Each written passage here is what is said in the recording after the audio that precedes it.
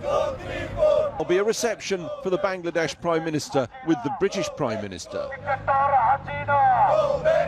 But across the day, another reception on the streets of London.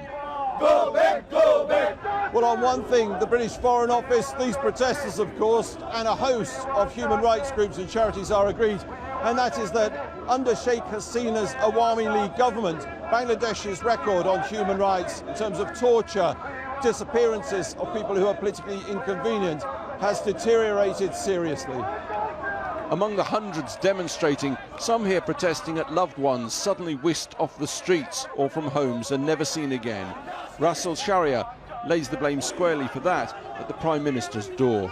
It's 100% Sheikh Hasina's personal responsibility, because once you run in a governance in the country, anything goes missing, any sort of corruption, that all goes to the Prime Minister, definitely. Including human rights abuse? Including human rights, of course, yes. She arrived this afternoon for a speech on development in central London. Inside, we were able to ask her the question so many Bangladeshis ask. Prime Minister, what do you say to international NGOs who accuse your regime of suppressing human rights? That's a grave concern. What do you say to them? I would really ask you to respect... But you're not taking questions from the British press. I've taken one question so far. Not from the British press. The Prime Minister has to go. We have You're refusing to answer that question, Prime Minister? Well, I'm sure you can answer that question. I have a woman in the You're back refusing here. to let us ask the question. That's what's happening here. So, the shame of Bangladesh comes to the heart of the UK.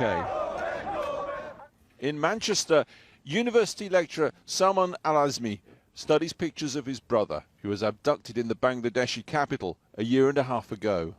30 armed police, civil clothes men, saying that they're from the detective branch. They came, they, came inside, terrorized everyone, severely beat up our caretaker. It was a terrible situation. And then they found him in one of the flats, and they took him, blindfolded him, took him in a car, and since then we have absolutely no news about him. So he's simply disappeared? He's completely disappeared. You can cross Britain and find similar tales. In London, we caught up with Abra Ilyas. His father, a former opposition MP, disappeared almost 6 years ago. There was a white van which stopped in front of our car and saw my dad getting picked up by some people. He got picked up, my driver got picked up as well, and our car was left open in the road in the middle of the night. Across town, and Russell Sharia describes the last time the outside world saw his cousin, another opposition activist. It was December 2013. They was just sitting down outside a construction place in Dhaka. Suddenly, the Rapid Action Battalion in Bangladesh, they just came and picked him from there. And 5 other people as well picked at the same time. And unfortunately, still we don't know where he is. Yet the Bangladesh Prime Minister has a key family contact at the heart of the British Parliament. Her niece is the Labour MP for Hampstead and Kilburn. Tulip Siddiq, an MP who says she once worked unpaid for the Awami League before she was elected. She once also described herself as a spokesperson for the Awami League and said she owes her election in Britain to the Awami League. আপনাদের সাহায্য ছাড়া আমি কখনোই British MP হিসাবে এখানে দাঁড়াতে পারতাম না।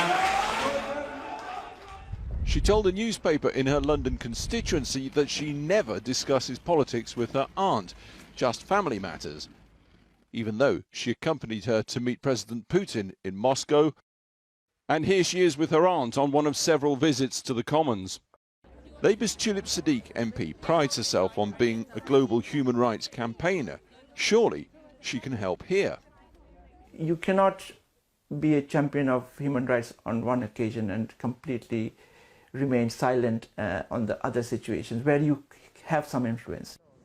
He's lobbied many, including the Foreign Office and recently Tulip Siddiq, asking her to help directly in his brother's case.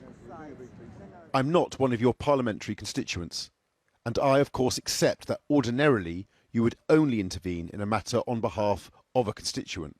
However, I write as a plea for help, as given your relationship with the government of Bangladesh, you are better placed than anyone to make the necessary inquiries and perhaps assist in bringing about the end to the harrowing situation that my family and I find ourselves in. Russell Sharia also wrote again to the MP begging for help in his family's case. Her aunt is the Prime Minister, running Prime Minister in Bangladesh. And she has got very good influence over the Bangladeshi politics.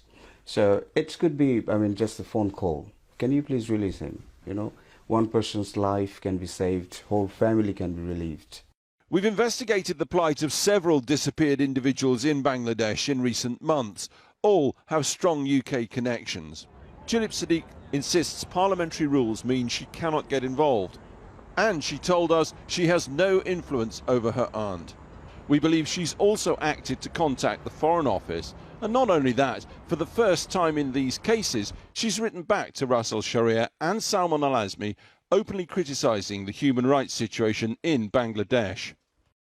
I deplore the use of extrajudicial detention and any human rights abuses anywhere in the world, including Bangladesh. I understand and have sympathy for the plight of anyone whose loved ones disappears in such a way. But there are broader questions about the Labour Party generally and its links to the Awami League.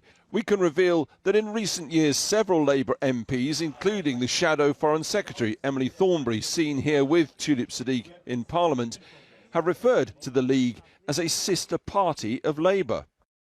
The Labour Party told this programme that was an error. The Awami League is not a sister party of Labour. The MPs simply got it wrong, they said. They, like the Foreign Office, remain deeply concerned over worsening human rights in the country. Disappearances, murders, torture, intimidation and arbitrary detention. All of it, say human rights groups, getting worse, not better.